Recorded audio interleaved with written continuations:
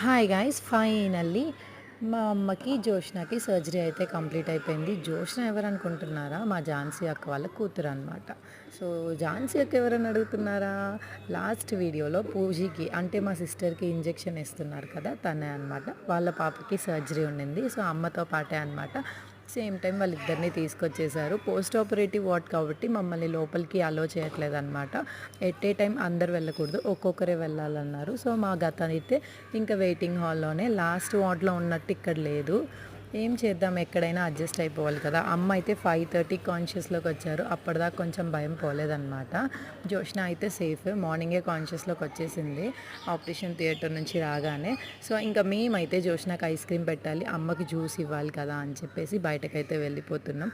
ఎక్కడికి వెళ్ళినా ఒక ఫ్యామిలీని క్రియేట్ చేసుకోవడం మాకు అలవాటు కాబట్టి ఈ హాస్పిటల్లో కూడా మాకు చాలామంది అయితే చాలా ఫ్యామిలీస్ అయితే పరిచయం అయ్యాయి.